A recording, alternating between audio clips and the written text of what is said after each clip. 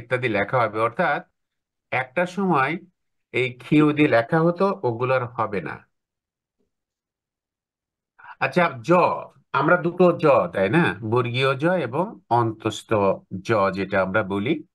বাংলায় প্রচলিত বিদেশি শব্দ সাধারণভাবে বাংলা ভাষার ধ্বনি পদ্ধতি অনুযায়ী লিখিতে হবে, যেরকম কাগজ, জাদু, জাহাজ, এই দুটোই কিন্তু বর্গীয় জুলুম, জেব্রা, এগুলা। ইসলাম ধর্ম সংক্রান্ত কয়েকটি শব্দ বিকল্পে অন্তঃস্থ লেখা যেতে পারে, যেমন আজান, অজু, কাজা, নামাজ, মুয়াজ্জিন, এগুলো কিন্তু আগের থেকে এভাবে ছিল। এতে বাংলা একাডেমি বলছে এগুলো সেভাবে লেখা যেতে পারে। এখন মূর্ধন্য এবং দন্তন্য, আপনারা জানেন বাংলা ভাষাতে কিন্তু মূর্ধন্য এবং দন্তন্যর মধ্যে কোনো পার্থক্য নেই, একদমই নেই, মধ্যযুগেও ছিল না।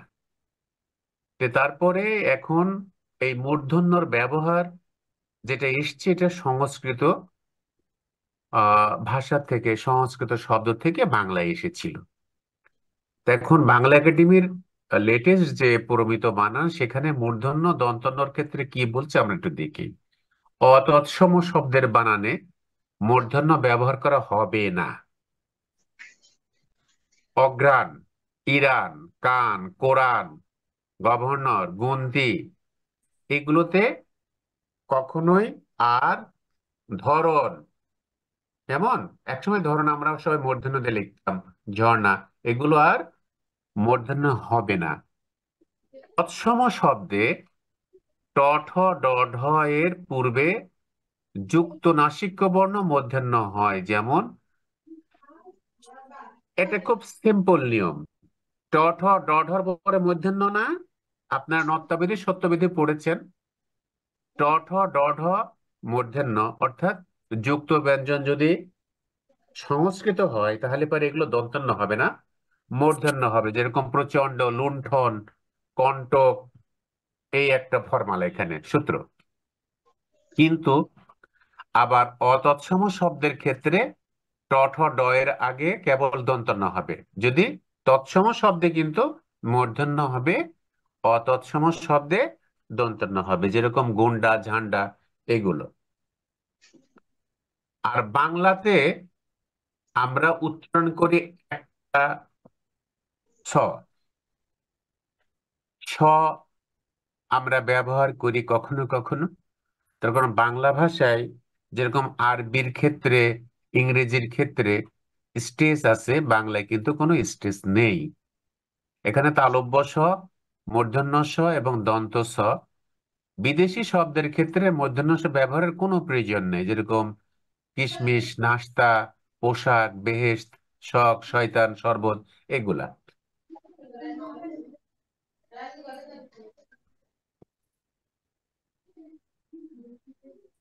আপোষ, এগুলো।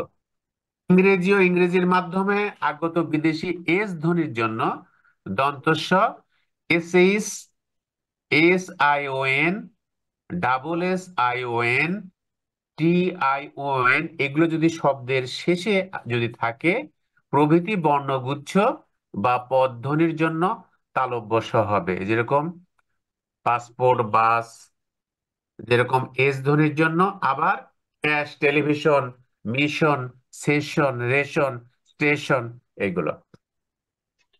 যেখানে বাংলায় বিদেশি শব্দের বানান পরিবর্তিত হয়ে ছ, এখানে দেখেন আমরা যেরকম সালাম, তাই না, ছর মতো দন্তস্বটা অনেক সময় আমরা ছর মতো উচ্চারণ করি। দন্তস্ব ছয়ের রূপ লাভ করেছে, সেখানে ছয়ের ব্যবহার থাকবে, যেরকম তসনস, পছন্দ, মিছরি, মিছিল। বিদেশি শব্দ যুক্ত বর্ণ, বাংলায় বিদেশি শব্দের আদিতে বর্ণ বিশ্লেষণ সম্ভব নয়, এগুলো যুক্ত বর্ণ দিয়ে লিখতে হবে, যেমন স্টেশন, স্ট্রিট, স্প্রিং, এগুলা। তবে অন্যান্য ক্ষেত্রে বিশ্লেষণ করা যায়, যেরকম ইসরাফিল, মার্কস, এগুলা। হসন চিহ্ন, কোথাও কোনো হসন চিহ্ন বাংলা একাডেমি রাখে নাই। আমরা অনেক ক্ষেত্রে হসন চিহ্ন দিতাম, এখন থেকে আর কোনো হসন চিহ্ন হবে না। কল কল, করলেন, কাজ, সব জায়গায় অর্থাৎ হসন চিহ্নটা তুলে দেওয়া হয়েছে। তবে কিছু ক্ষেত্রে আবার বাংলা একাডেমি রেখেছে। তবে যদি অর্থ বিভ্রান্তি বা ভুল উচ্চারণের আশঙ্কা থাকে, তাহলে হর্ষ চিহ্ন ব্যবহার করা যেতে পারে, যেরকম উহ, বাহ, যা, এগুলা। ঊর্ধ্বকমা, ঊর্ধ্বকমা যথাসম্ভব বর্জন করা হবে। এখনকার দিনে এই যে বলের বলিয়াটা তো জানেন, সাধু শব্দ, সাধু ভাষার শব্দ। এটা চলিত ভাষাই হচ্ছে বলে। তো এখানে বলে লিখতে গেলে পুরাতন আপনার বইপত্রগুলো আপনি একটু দেখবেন, সেখানে এই বয়ের পরে ঊর্ধ্বকমা দেওয়া আছে। হয় হয়ের পরে ঊর্ধ্বকমা, দুজনের পরে দু লিখে অর্ধকমা দেওয়া ছিল। এই অর্ধকমা গুলো আর হবে না। বিবিধ সমাসবদ্ধ শব্দগুলি যথাসম্ভব একসাথে লিখতে হবে।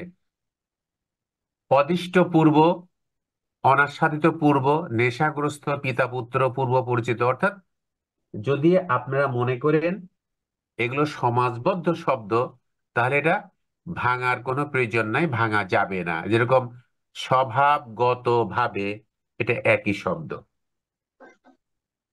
বিশেষ প্রয়োজনে সমাসবদ্ধ শব্দটিকে একাধিক হাইফেন দিয়ে যুক্ত করা যেতে পারে। যেরকম কিছু না কিছু, জল স্থল আকাশ, বাপ বেটা, এগুলো মা ছেলে, মা মেয়ে, এগুলা। বিশেষণ পদ, বিশেষণ পদ সাধারণভাবে পরবর্তী পদের সঙ্গে যুক্ত হবে না যদি বিশেষণ পদ হয়। যেরকম ভালো দিন, লাল গোলাপ, সুগন্ধ ফুল, সুনীল আকাশ, এইগুলা। না বাচক না এবং নি এর প্রথমটি না স্বতন্ত্র পদ হিসাবে এবং দ্বিতীয়টি সমাসবদ্ধ হিসেবে ব্যবহৃত হবে। যেরকম করি না কিন্তু করিনি। এছাড়া শব্দের পূর্বে না বাচক উপসর্গ না উত্তর পদের সঙ্গে যুক্ত থাকবে। যেরকম না বালক, নারাজ, না হক, এগুলা। আপনারা এই বাকিগুলো আপনারা মোটামুটি পড়ে নেবেন। এই বই আপনাদের হাতে চলে আসবে ওই দিন। আপনারা পড়বেন, পড়ে যেটা করবেন, আমি আর আগাবো না, এগুলো বোঝা যাবে। আপনারা ভালো মতো পড়বেন। পড়ার পরে যেখানে যেখানে আপনারা বুঝবেন না, সেইখানে আমাকে জিজ্ঞাসা করবেন। স্যার বাংলা কাইন্ডলি কি মাধ্যম আমি কি থেকে একটা তাই সময় পাবো। হলে বলুন? আচ্ছা শোনেন, আমি বলি। স্যার আমি এইটা এখন প্রশ্নটা কেমন হতে পারে? আহ একটা খালি প্রশ্ন নিয়ে, আরে বাবা রে, এটা তো আপনাদের জানার দরকার, শিখতে হবে। এগুলো আসসালামু বাংলা আলাইকুম স্যার। বানান নিয়ম, শোনেন, বাংলা বানান নিয়ম শিখতে হবে না? আপনারা যদি এই যে ভুল করেন, বানান ভুল করেন, এগুলো যদি ভালো করে শেখেন, সারা জীবনকার মতো বানান ভুল শেষ, তাই জি না? আসসালামু আলাইকুম স্যার। তা আপনারা যদি এগুলো ভালো করে পড়েন, তাহলে পারে আপনাদের আপনাদের তাহলে পারে কি হবে, আর কোনো কিছু ভুল হওয়ার কোনো সম্ভাবনা নাই। স্যার। আচ্ছা। জি আচ্ছা, আর কথা আসসালামু বলেন, আলাইকুম স্যার। এই কথা বলার কোনো প্রয়োজন নেই আপাতত। আমি কথা বলার সুযোগ দেব। আপনারা আপনাদের মনে কিছু প্রশ্ন ছিল, যে প্রশ্নগুলো এই এই এই যে এখন যে বিষয়গুলো পড়ানো হবে, এগুলো হচ্ছে যে যে সূত্রগুলো, এই সূত্রগুলো ক্লিয়ার করার জন্য। আপনারা যেহেতু অনার্সের স্টুডেন্ট, আপনাদের জানার জন্য কিছু বিষয় আমি আপনাদেরকে একটা প্রাথমিক ধারণা দিয়ে দেব। এটা জানলে ওই পুরো বাংলা বানানের যেটা, সেটা আপনাদের খুব সহজ মনে হবে। আপনারা জানেন যে কিছুদিন আগে বাংলা একাডেমি আধুনিক বাংলা অভিধান, যেটা সর্বশেষ, সেই অভিধানে ঈদ বানান যদি আপনারা দেখেন, হরস্বই দ আর গরু গকার রহস্য দিয়ে লেখা হয়েছিল। এই লেখার কারণে বিভিন্ন মাধ্যমে অনেক প্রতিক্রিয়া লক্ষ্য করা যায়। এই বিষয়টা খুব ইন্টারেস্টিং। তো এই বিষয়টা অনেকের নজরে এসছে, তো আমরা দেখে নেব যে বাংলা একাডেমি এর উপরেই কিন্তু আধুনিক বাংলা অভিধান যেটা আহ অভিধানের শব্দ কিভাবে সন্নিবেশিত হয় আর বানানের যে বিভ্রাট কখনো কখনো প্রাতিষ্ঠানিকভাবেই হয়ে থাকে, কেন হয়ে থাকে সেটা আপনারা একটু ক্লিয়ার হয়ে নেন, তাহলে পরে আপনারা এতক্ষণ যে সূত্র পড়লেন এটা খুব ইন্টারেস্টিং মনে হবে আর আপনাদের ভুল হওয়ার সম্ভাবনা নেই। এখন আমরা একটু জেনে নিই যে আচ্ছা, আপনারা যারা কথা বলতে চাইলেন দু একজন বলেন তো, কোনো প্রশ্ন ছিল আপনাদের? জি জি স্যার। আসসালামু আলাইকুম, আমি সানাউল্লাহ বলছিলাম স্যার। না বলেন, কি প্রশ্ন বলেন তো?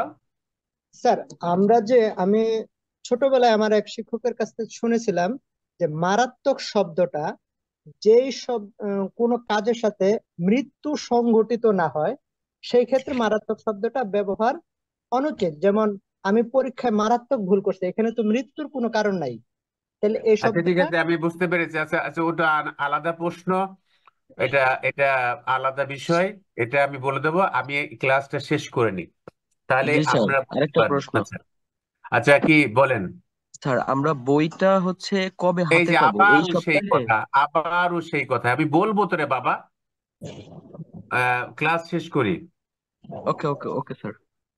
আচ্ছা, দেখেন, অদ্ভুত ব্যাপার যে বাংলা একাডেমির বাংলা বানান অভিধান নিয়ে বেশ কিছু আলোচিত হয়েছে, সেগুলোর খুব চম্বুক অংশ আমি আপনাদেরকে বলবো, তাহলে বানান সম্পর্কে যত রকমের বিষয় আপনাদের মনে আছে এগুলো উত্তর এখানে পেয়ে যাবেন আপনারা। তে এখানে রবীন্দ্রনাথ ঠাকুর, আপনারা জানেন, প্রথম তিনি বাংলা বানান নিয়ে বাংলা বানানের যে সংস্কৃতকরণ সেটা মুখের কাছাকাছি আনার ক্ষেত্রে তিনি প্রথম উদ্যোগ গ্রহণ করেছিলেন। বাংলা বানানটা তারই উদ্যোগে প্রথম হয়েছিল, যেটা আমরা বলেছি চলতি ভাষার বানান। এই ওই যে আইছে এই ওই যে কে কথা বলে রে বাবা? একটু একটু ইয়ে করতে হবে, ওই যে সাউন্ড আসছে আপনাদের একটু বন্ধ করতে হবে, মিউট এটা করেন। কি নাম্বার না, এটা খাবারের নাম্বার না এই মিউট করেন। হ্যাঁ, একটু আনমিউট করে নেন, আপনারা যারা কথা বলছেন একটু আনমিউট করে নেন।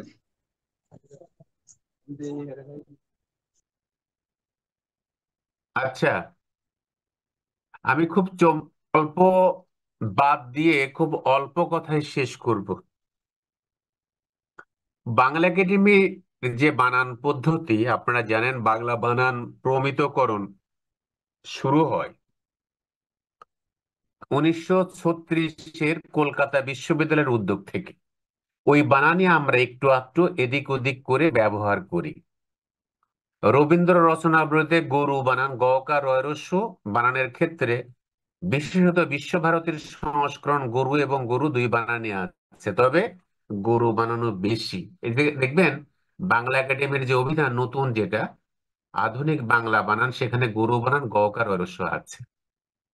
বাংলা উচ্চারণের প্রথম সূত্র অনুযায়ী গরু শব্দের উচ্চারণ গরু হবে, এর জন্য আলাদা করে গরু লেখার কোনো দরকার নেই, তাহলে নদী মরু তরু ইত্যাদি লিখতে হয়। তাছাড়া গরু অর্থে গো বাংলায় ব্যাপকভাবে চালু থাকায় গরু বানানের বিভ্রান্তি অন্য একটা মাত্রা যুক্ত হয়, রু অংশটা বাহুল্য, অর্থাৎ গো মানেই কিন্তু গরু। এই বানান এসেছে ব্যুৎপত্তির যুক্তিতে। বাংলা উচ্চারণে ব্যুৎপত্তিটা মানে জানেন আপনারা? মনে রাখতে হবে, কয়েকশো বছর ধরে ধারাবাহিকভাবে ব্যবহৃত বানানের ঐতিহ্য আর কোন মূল ভাষার মূল শব্দের অনুকরণে বানান প্রমিতকরণ সম্পূর্ণ ভিন্ন জিনিস। আমাদের বেশিরভাগ আলোচক এই মূল্যবান সূত্রটি গুলিয়ে ফেলেন।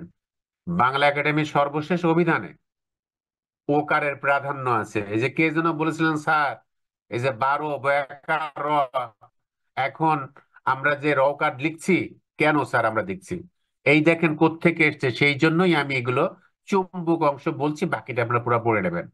বাংলা একাডেমির সর্বশেষ অভিধান, যেটা আধুনিক বাংলা অভিধান, ওকারের প্রাধান্য আছে। সংখ্যাবাচক শব্দ 12 বয়াকার অকার 13 তয়কার এগুলো এবং কর ধর বল ওকার দিয়ে লেখা হয়েছে। এই শব্দগুলো এমনিতেই খানিকটা ওকারান্ত হয়ে উচ্চারিত হয়, কারণ বাংলা শব্দের শেষে ও এর উচ্চারণ সাধারণত ও এর মতোই হয়। এরপরে আমরা আর একটা বিষয় দেখব, খুব অল্প কথাই বলে যাব। আপনারা চুম্বক অংশ নোট করে নেবেন, পরে পড়তে যখন যাবেন যাতে ভুল না হয়। বানানের যে সংকট আমরাই তৈরি করেছি।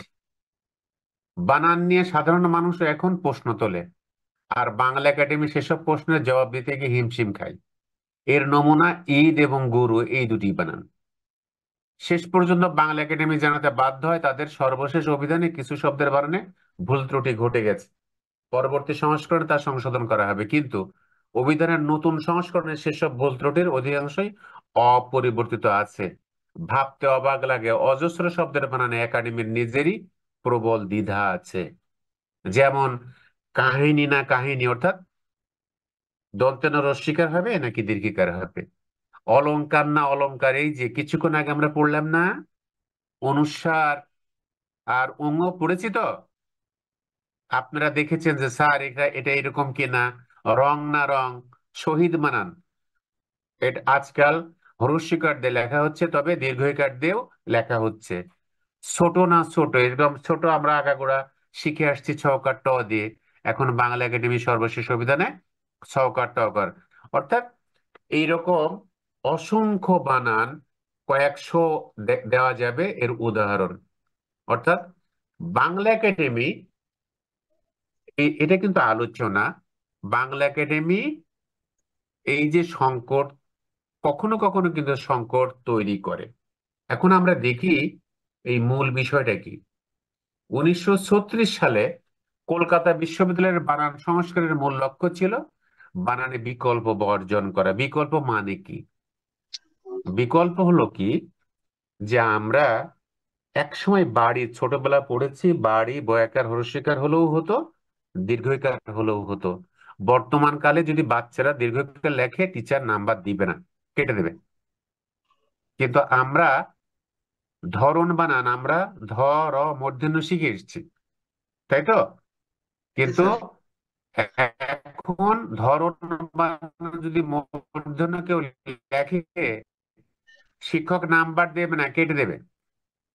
এই যে চেঞ্জ গুলো হয় ভাষায়, এই চেঞ্জ গুলা অস্বাভাবিক কিছু না। যুগের সাথে তাল মিলিয়ে এবং আ- এ- আরো আহ, মুখের ভাষার কাছাকাছি আনার জন্য এই চেঞ্জেস গুলো আসতেই পারে। বাংলা একাডেমি 1992 সালে যে উদ্যোগ নেয়, সেখানেও বিকল্প বর্জনের ব্যাপারটি গুরুত্ব দেওয়া হয়, তবে স্বীকার করে নেওয়া হয় বিকল্প হয়তো একেবারে পরিহার করা যাবে না, কিন্তু যথাসাধ্য তা কমিয়ে আনা হবে। তো অর্থাৎ বাংলা একাডেমির 1992 এর যে প্রমিত বানান, সেখানেও বিকল্প ছিল। আর বাংলা একাডেমি কি করেছে? বাংলা একাডেমি কোনো বানান নিয়ম আসলে করে নাই। বাংলা একাডেমি যেটা করেছে, কলকাতা বিশ্ববিদ্যালয়ের যে বানান পদ্ধতি, সেই বানানটাই বাংলা একাডেমি এদিক ওদিক করে প্রমিত বানান নিয়ম গ্রহণ করেছে বাংলা একাডেমি, এর বাইরে কিছু না। এটা প্রথমেই মাথায় রাখতে হবে, অর্থাৎ মনে রাখতে হবে, একটি ভাষার হাজার হাজার শব্দ কোনো সুনির্দিষ্ট সুনির্দিষ্ট নিয়ম মেনে চলে না। আরো সহজ করে বলা যায়, বানানের আসলে কোনো সূত্র নেই। বাংলা শব্দের আগে পরে প্রত্যয়, উপসর্গ বা শব্দাংশ যোগ করার সময় কিছু ধ্বনিগত সূত্র অবশ্য ব্যাখ্যা করা যায়, কিন্তু অভিধানের এক একটি শব্দের দিকে তাকিয়ে দেখুন, সেগুলো কোনো নিয়মের অধীন নয়। এমনকি প্রমিত বাংলা বানানের নিয়ম নামে যে পুস্তিকা বাংলা একাডেমি প্রকাশ করেছে, সেই নিয়মের অধীন গুটি কয় শব্দ মাত্র ফেলা যাবে। তাহলে বানান কি নিয়ম ছাড়াই চলে? হ্যাঁ, বানান চলে নিয়ম ছাড়াই, তাতে ভাষাভাষীর কোনো সমস্যা হয় না। অর্থাৎ এগুলো হলো বাংলা একাডেমির যে, এই যে আপনাদের একটু আগে যেটা কে শরীফ না কে যেন বললো, স্যার আমরা তো 12 বয়াকার র দিয়ে লিখতাম, কিন্তু এখন তো দেখি ওকার। এই বিষয়গুলো কিন্তু এখানে এসছে। তবে আরেকটা বিষয়, একই সঙ্গে ব্যুৎপত্তিমূলক বানান আর উচ্চারণমূলক বানান থাকার কারণে সমস্যা তৈরি হয়নি। দীর্ঘদিন ধরে চোখে দেখার পড়ার অভ্যস্ততা তৈরি হয় বলে এতে সমস্যা। বানান যতক্ষণ প্রচলনকে মান্য করে ততক্ষণ পর্যন্ত কোনো তর্ক ওঠে না, অর্থাৎ প্রচলিত বানান তা যদি বিকল্পহীন থাকে সেখানে হাত না দেওয়াই ভালো। এই কে, আরে বাবার মিউট করতে হবে, না হলে বুঝতে পারবে না। এখানে আমি চুম্বক অংশ বলে যাচ্ছি।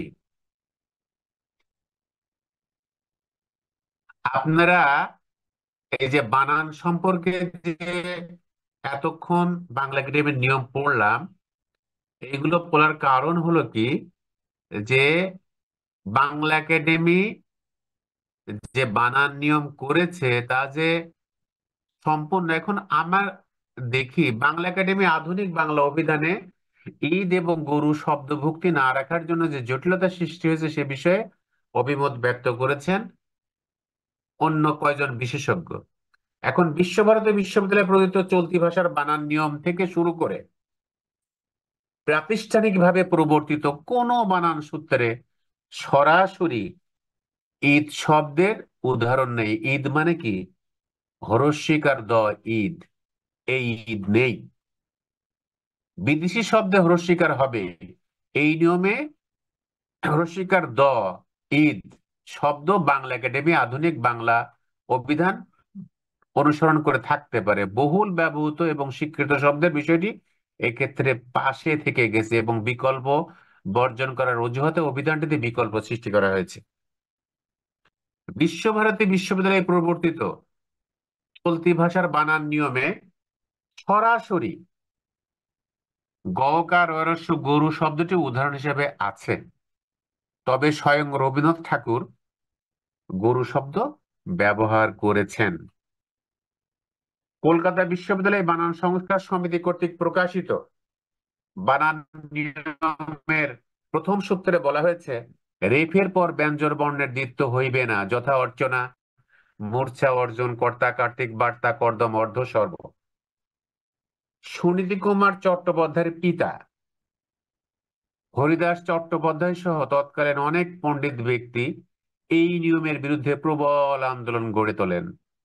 শেষ পর্যন্ত বাংলা সরকার এবং কলকাতা বিশ্ববিদ্যালয় কর্তৃপক্ষ বলতে বাধ্য হলেন এই বানান বিধি অবশ্য পালনীয় নয়।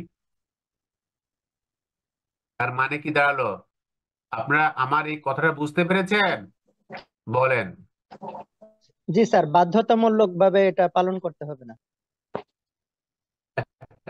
আরে বাবারে, আমি তা বলিনি, আমি আপনাদেরকে বোঝানোর জন্য বলছি। কিন্তু আপনি যখন জি স্যার, খাতায় প্রশ্ন বুঝেছি লিখবেন, আমি যা বলছি। আপনারা যখন খাতায়, আমি আপনাদেরকে এটা অ্যাডিশনাল ওইটার জন্য, কিন্তু আপনি যখন খাতায় লিখবেন, আমরা বাংলাদেশে বাস করি, যেটা বাংলা একাডেমির সূত্র বেঁধে দিচ্ছে সেই সূত্রের বাইরে আমরা যেতে পারছি না। তবে এইগুলো কেন, আপনারা যেহেতু সিনিয়র, আপনাদের এটা জানা খুব জরুরি। আপনারা যখন বইটা স্যার হাতে একটা পাবেন প্রশ্ন ছিল স্যার। তখন পুরোটা যখন পড়বেন তখন ক্লিয়ার হয়ে যাবে। আচ্ছা, আচ্ছা, শেষ করে একটু শেষ করি। জি স্যার। বাংলা একাডেমি থেকে প্রকাশিত, বাংলা একাডেমি থেকে প্রকাশিত বাংলা একাডেমি ব্যবহারিক বাংলা অভিধান সুধীমহল কর্তৃক প্রশংসিত হয়েছিল। বাংলা একাডেমি ব্যবহারিক বাংলা অভিধান অনুসরণ করেই বাংলা একাডেমি সংক্ষিপ্ত বাংলা অভিধান প্রণীত হয়েছে। প্রাতিষ্ঠানিক গ্রহণযোগ্যতার জন্য ধারাবাহিকতা গুরুত্বপূর্ণ বিষয় হিসেবে বিবেচিত। এই কে প্রশ্ন করবেন বলেন তো? স্যার আমি স্যার আপনি কে? ফারুক স্যার। আচ্ছা স্যার আমি ফারুক, একটা প্রশ্ন করবো স্যার। আচ্ছা ফারুক, একটু আমি একটু আমি পর আমি আমি এই ক্লাসটা, জি স্যার। এই কথা বলো না, ক্লাসটা শেষ করে নি, আর কয় মিনিট আছে? স্যার স্যার, এক প্রশ্ন করবো। হ্যাঁ, 12 মিনিট। আচ্ছা, আজকে আমি এই এই বানানের ক্লাস শেষ করব। ফারুক দাঁড়ান, আমি এটা শেষ করে নিই। আচ্ছা, স্যার আমার একটা প্রশ্ন ছিল স্যার। আরে বাবারে, সব প্রশ্ন নিব, লিখে রাখেন, আমি একটু শেষ করে নিই ক্লাস। আচ্ছা, আমরা এখন দেখব যে বাংলা একাডেমি সর্বশেষ যে অভিধান, আপনারা কথা বললে কিন্তু হবে না, এটা কিন্তু খুব ইম্পর্টেন্ট ক্লাস।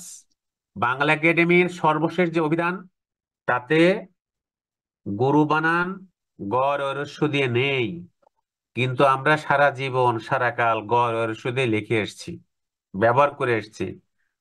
এবং বাংলাদেশের যে বাংলা একাডেমি প্রবর্তিত প্রথম থেকে যে অভিধানগুলো, ব্যবহারিক বাংলা অভিধান বা সংক্ষিপ্ত বাংলা অভিধান, আগের অভিধানগুলোতে গরু বানান গড় ঐরস্য দিয়ে আছে। এই গরু বানান নিয়ে রবীন্দ্রনাথ ঠাকুর কি বলেছেন আমরা একটু দেখব। বাংলা বানান সংস্কার সমিতিও রবীন্দ্রনাথ ঠাকুর প্রসঙ্গে এই সূত্রে একদিনের একটি কাহিনী বলি। বিবরণটি হীরেন্দ্র নারায়ণ মুখোপাধ্যায়ের একটি রচনা থেকে গৃহীত। রবীন্দ্রনাথের মুখ থেকে সাহিত্য সম্পর্কে কিছু শোনার আগ্রহ ছিল, কিন্তু বাধা পড়ল সুনীতিবাবু, চারুবাবু, বিজন ভট্টাচার্যের আগমনে। তারপর কি খবর রবীন্দ্রনাথ তাদের অভ্যর্থনা করলেন। বানান পরিষদের দায়িত্ব পড়েছে ঘাড়ে, অর্থাৎ এই যে সুনীতি কুমার, চারুবাবু এবং বিজন ভট্টাচার্য যারা গিয়েছিলেন, এরাই কিন্তু কলকাতা বিশ্ববিদ্যালয়ের বানান যে পদ্ধতি এনারাই করেছেন। এই বিষয়ে কিন্তু রবি ঠাকুরের কাছে গিয়েছিলেন তারা। বানান পরিষদের দায়িত্ব পড়েছে ঘাড়ে, তাই বাংলা বানান সম্বন্ধে আপনার কিছু মতামত দরকার বলে নিজেকে একটু এগিয়ে দিলেন সুনীতি কুমার চট্টোপাধ্যায়। সুনীতি বাবু, আপনার মতামত ছাড়া কি বাংলা ভাষার কোনো পরিবর্তন করা চলে, বিশেষ করে আমাদের যুগে যখন আপনাকে পেয়েছি, বলে সুনীতি বাবু বানানের কথা পারলেন। কতকগুলো শব্দের মৌলিক রূপটা বজায় রাখবার জন্য চলতি বানান কিছু কিছু পরিবর্তন করতে চাইছি। এটা কে বললো? সুনীতি কুমার চট্টোপাধ্যায়। কাকে বলে? রবি ঠাকুরকে। যথা রবীন্দ্রনাথ ঠাকুর বললেন, জিজ্ঞাসা দৃষ্টিতে চাইলেন সুনীতি কুমারের দিকে। তখন সুনীতি কুমার চট্টোপাধ্যায় বললেন, যেমন গরু গড় ঐরস্য, আমরা বানান লিখি গড় ঐরস্য, কিন্তু আমার মনে হয় শব্দটা গো রূপ থেকে এসছে। গৌকার গো দিয়ে হাইপেন রস্য প থেকে এসছে। সুতরাং বানানটা গরু না লিখে গকার রস্য হলেই ভালো হয়। এরপরে রবি ঠাকুর কি বলেছিল এটা আমরা একটু দেখি। হ্যাঁ, অন্তত কলেবর বৃদ্ধি হয়। গাইগুলো দিন দিন যেমন ক্ষীণ হয়ে পড়েছে, কলেবর বাড়ানো ভালো নিশ্চয়ই, কিন্তু তাতে দুধ বাড়াবার সম্ভাবনা আছে কি? রবীন্দ্রনাথ কৌতূহলপূর্ণ দৃষ্টিতে মুখ তুলে চাইলেন। কারো পক্ষেই হাসি সম্ভ্রম করা সম্ভব হলো না। এখন আমরা দেখব বাংলা একাডেমির বর্তমান যে দুটো অভিধান যেটা চলছে, সেখানে বানানের কি অবস্থা। বাংলা একাডেমি আধুনিক বাংলা অভিধানের সম্পাদক ও সম্পাদনা সহযোগী মণ্ডলী ঈদ ও গরু বানান ভুক্তি 2016 এর সংস্করণে কেন রাখেননি তা বোধগম্য নয়। বাংলা একাডেমি বানান বিতর্ক অবসানের লক্ষ্যে যে ভাষ্য দিয়েছিল, পরবর্তীকালে পরিমার্জিত সংস্করণ যেটা, সেখানে 2001-এ গরু ভুক্তি আছে, অর্থাৎ প্রথমে যেটা গকার রস্য লিখেছিল সেটাই কিন্তু সেটাই আছে। ঈদ ভুক্তি আছে, অর্থাৎ রস্যিকার দয় আছে, ঈদ ভুক্তি নেই। তবে ঈদ শব্দের হিসেবে ঈদের সঙ্গতর ও অপরিচিত বানান বলা হয়েছে। অর্থাৎ বাংলা একাডেমি কি বলেছে যে সঠিক বানান দীর্ঘ ই দ যেটা ঈদ সেটা না, হ্রস্ব ঈদ এটাই সঙ্গতর বানান, বাংলা একাডেমি বলছে। এখন বাংলা একাডেমির বলার পরে আমরা দেখি এটা আধুনিক বাংলা বানান। এখন আহমেদ শরীফ সম্পাদিত বাংলা একাডেমির সংক্ষিপ্ত বাংলা অভিধান পরিমার্জিত পরিবর্তিত সংস্করণ জানুয়ারি 2024-এ গরু গড় ঐরস্য গরু দুটি ভুক্তি রয়েছে এবং ঈদ ভুক্তি রয়েছে, বিকল্প ঈদ ভুক্তি নেই। অর্থাৎ একটা অভিধানে হ্রস্বীকার দ ঈদ আছে, আর একটাতে দীর্ঘইকার দিয়ে, যাটা সারা জীবন ধরে আমরা লিখে আসছি, সুন্দর করে দেখে আসছি, সেটাই আছে। একই প্রতিষ্ঠান থেকে প্রকাশিত হওয়া পৃথক দুটি অভিধানে কি করে একই শব্দের ভিন্ন বানান থাকে তা বোধগম্য নয়। অভিধানের মতো গুরুত্বপূর্ণ বিষয়ে একই প্রতিষ্ঠান থেকে প্রকাশিত দুটি অভিধানের অভিন্ন বানান ভক্তি থাকা অতীব জরুরি এবং অত্যাবশ্যকীয়। আচ্ছা, বাকিটা আপনারা সবাই পড়ে নেবেন।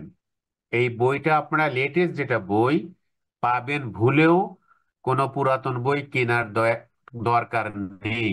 এই জন্যই আমি আপনাদেরকে বলছি যে এই বইটা এখনো এটা আসবে, আপনারা অল্প দিনের মধ্যেই, আশা করছি এই সপ্তাহের মধ্যেই আমি আপনাদেরকে বলে দিতে পারবো। এখন এই ফারুক সাহেব, জি স্যার, প্রশ্নটা হচ্ছে স্যার, আপনি এই এই এই বিষয় নিয়ে প্রমিত বানান বিষয় সম্পর্কে আমাদের কি ধরনের প্রশ্ন করবেন স্যার, সেই প্রশ্ন আমাদের এই যে জানার দরকার। এই যে ফারুকের যেটা আসছে খালি প্রশ্ন, প্রশ্নের জি স্যার, বাইরে এই কোনো প্রশ্নটা প্রশ্ন নেই। আমাদের দরকার, এই, তাহলে আমরা কিভাবে পড়বো সেটা তো আমরা বুঝতে পারবো। আমি বলি শোনেন, আপনারা যেটা পড়বেন, বাংলা একাডেমি প্রমিত বানানের নিয়ম আমি পড়িয়েছি। সর্বশেষ যেটা পরিমার্জিত সংস্করণ যেটা পড়ালাম, এই সূত্রগুলো আপনারা খুব ভালো মতো পড়বেন। প্রশ্ন যেখান থেকে আসুক আপনারা পেয়ে যাবেন। আহ, আর অন্যগুলো যেটা পড়বেন, এগুলো শিখার জন্য দু একটা আসলেও আসতে পারে। আর কে প্রশ্ন করলো? আপনি স্যার, ফারহান ভাই আপনি এটা স্যার যেটা বললো এটা লিখে আপনি গ্রুপে দিয়ে দিয়েন। আসসালামু আলাইকুম স্যার। এই গ্রুপে কিছুই দেওয়া লাগবে না, গ্রুপে কিচ্ছু দেওয়া লাগবে না। স্যার আমি একে পদ্মা নদীর উপরে আছি স্যার, লঞ্চে ফেরি পার হইতেছি। স্যার কাইন্ডলি এটার পিডিএফ কপিটা যদি স্যার একটু গ্রুপে শেয়ার দিতেন আমরা উপকৃত হইতাম স্যার। মানে এগুলো সবই আপনারা, আরে বাবারে, আপনাদের কোনো পড়ার কোনো বিষয়ে প্রশ্ন নেই, শুধুমাত্র স্যার কিভাবে প্রশ্ন হবে আর এটা দরকার। আমি যে ক্লাস নিলাম সেই ক্লাসে কোনটাই আপনারা বুঝেছেন বা বোঝেননি সেইটা নেই, ক্লাস থেকে তো পড়া হয়ে যায়। এটা কি সেকেন্ড টাইমে পড়া লাগে? স্যার আমার একটি প্রশ্ন ছিল। বলেন। স্যার, যেহেতু বাংলা একাডেমি অভিধানে আপনার সর্বশেষ বানান গরুতে গয় ওকার রয় রসুকার, এখন আমরা যদি গ রয় রসুকার দিয়ে লিখি তাহলে কি সেটা হবে না? বা দুইটার ভিতরে দুটোটা লিখলে কি আমার একটু বাইরে তো যাইতে হবে। হবে? আর একটা প্রশ্ন ছিল স্যার, ব্যুৎপত্তিমূলক বানানটা কি, এটা জানার ছিল স্যার। আপনারা যে প্রশ্ন করেছেন সেই জন্য অ্যাডিশনাল ক্লাসে নিলাম। শোনেন, আপনাদের গরু বানান গ রসু লিখলে হবে, এতে অসুবিধার কোনো কিছু নেই। বাংলা একাডেমির অভিধানেও গরু বানান এখনো গ রস্য আছে। এটা আহ এই আধুনিক বানানে না থাকলেও আছে। কেমন? ফলে এটা যে হবে না তা না, সূত্র আর আপনাদের লেখা দুটো দুই জিনিস। এটাই গরু শব্দ বা ঈদ শব্দ যেটা বললাম আপনাদের বোঝার জন্য, যে বাংলা এই পাশে এই যে বসা লাগবে না। না না আপনারা কথা বলছেন কেন রে ভাই? আপনারা আগে বুঝে নেন। আচ্ছা, আপনাদেরকে যে বিষয়টা আমি আপনাকে বলে দিই, যে দাঁড়ান,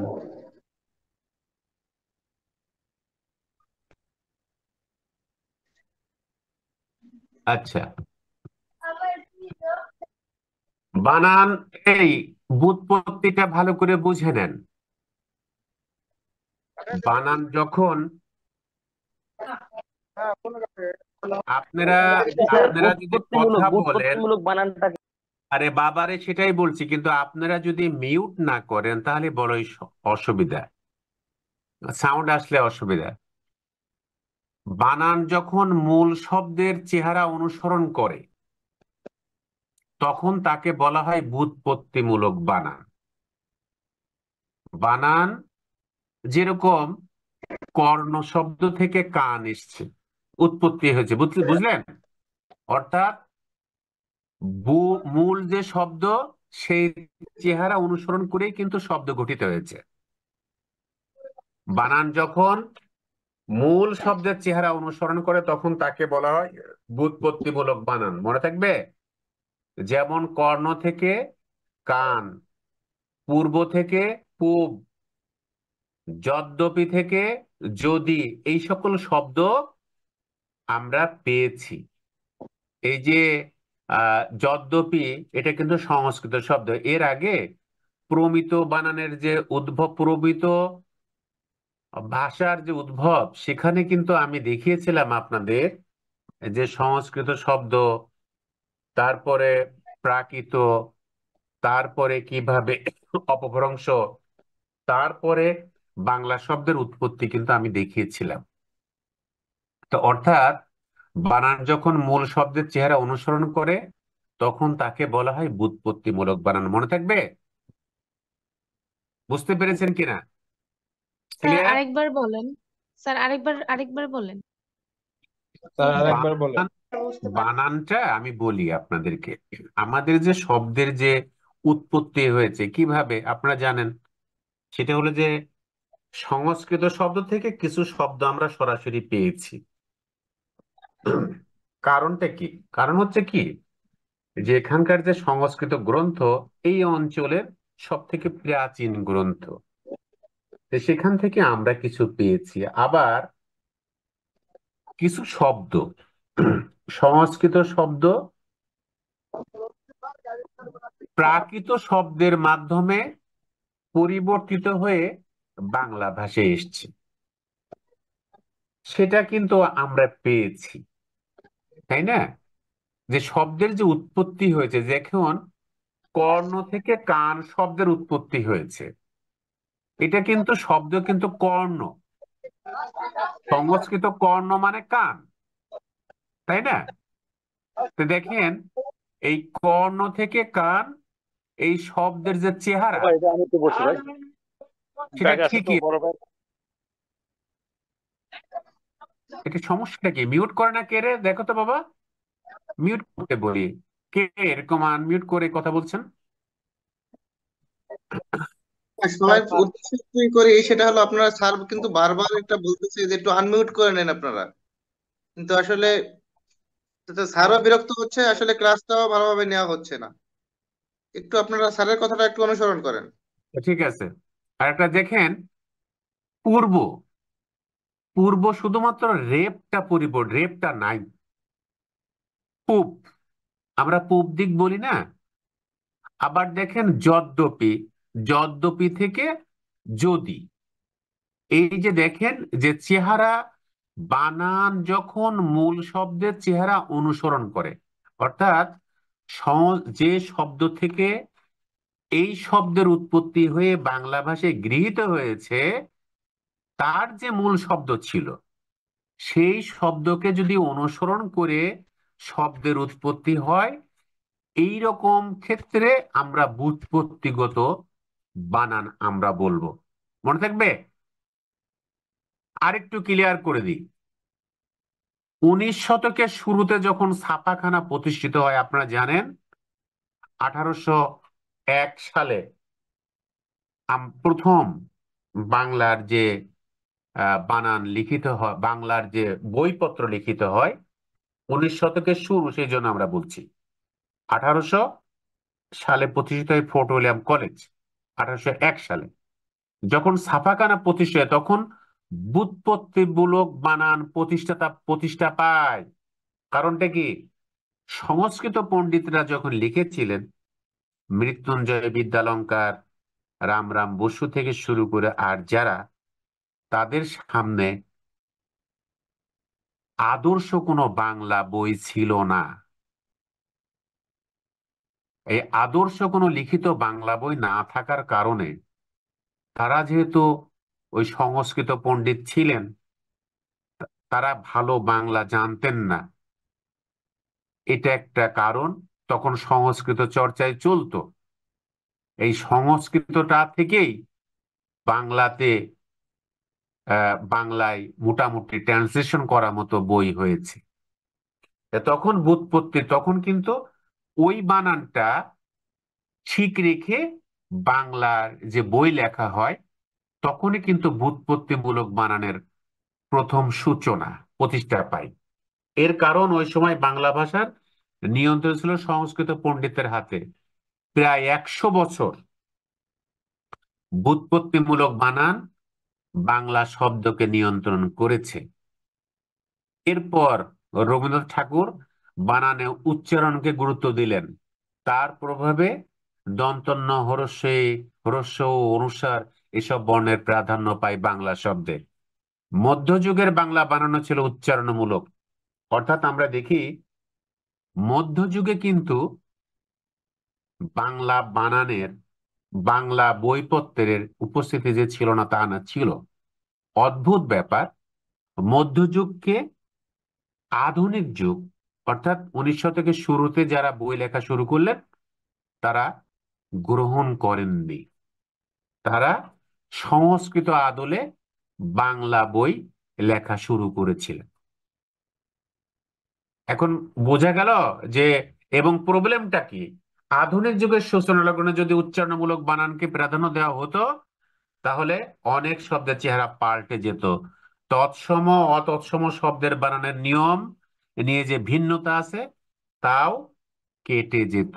অর্থাৎ এই সূচনাটা হয়েছিল একদম গোড়ায়, যে সকল সংস্কৃত পণ্ডিত বাংলাকে নিয়ন্ত্রণ করতেন তাদের হাতেই। এই জন্যই বানান বিভ্রাট বাংলা ভাষায় হয়ে গেছে। বুঝতে পেরেছেন নাকি আর কিছু বুৎপত্তি আর বোঝানো লাগবে? স্যার আর একটা প্রশ্ন আছে এই ব্যুৎপত্তিগত শব্দে। স্যার বলে যেমন আগুন, আগুনের অনেক রকমের শব্দ আছে, প্রতিশব্দ আছে। তো কর্ণ, কর্ণ কানের অনেক রকমের প্রতিশব্দ আছে। তো এখন কে দেখা যাচ্ছে যে আর আগবেন না, কে এটা, কে কথা বললো? ফারুক স্যার। এই ফারুক, এটা তো আলাদা জিনিস, এর ভিতরে ঢুকেন না। ওগুলো ওগুলো তো একই শব্দের ভিন্নার্থ, ওগুলো আলাদা জিনিস, ওগুলো এখানে না। তাহলে তো সেইখানে ব্যুৎপত্তিগত অর্থ হয় না স্যার। আরে আবারও বলে বুৎপত্তি গুলো হয় না, ওটা ওটা সম্পূর্ণ আলাদা জিনিস। ওটা হলো যে একই শব্দের ভিন্ন অর্থ, ওটা আলাদা জিনিস। এই ফারুক ওদিন ক্লাসে ছিল না, ও কিছু জানে না। ফারুক থাকেন, ঠিক আছে চুপ থাকেন। ঠিক আছে, তাহলে পরে আমরা আগামী দিনে এই বানানের ক্লাস আজকে শেষ। স্যার আগামী দিনে আমরা যে আজকে যে নির্ধারিত ক্লাস ছিল বাংলা শব্দের যে উৎপত্তি, সেই ক্লাস হবে। আমরা বাংলা শব্দের উৎপত্তির পরে আর একটা ক্লাস নিয়ে আমরা মোটামুটি শেষের দিকে চলে যাব।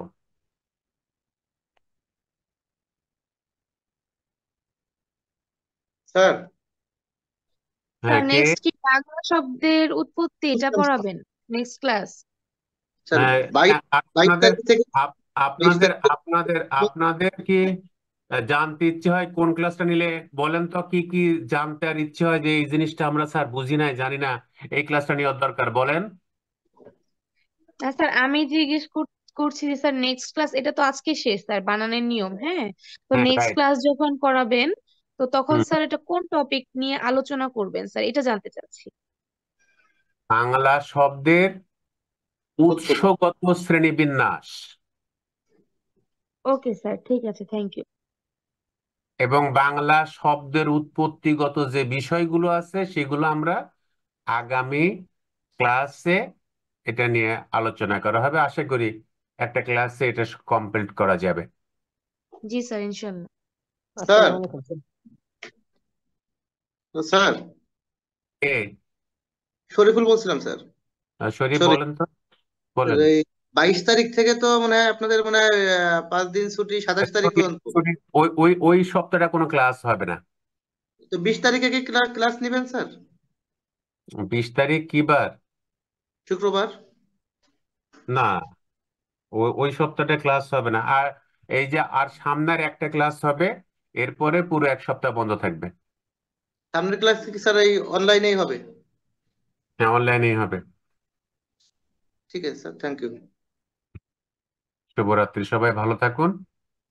আর যে সমস্ত মহোদয়গণ আসেননি তাদেরকে বলে দেবেন তারা যেন ক্লাসে, আর হাতে গোনা কয়েকটা ক্লাস হবে। আসসালামু আলাইকুম স্যার।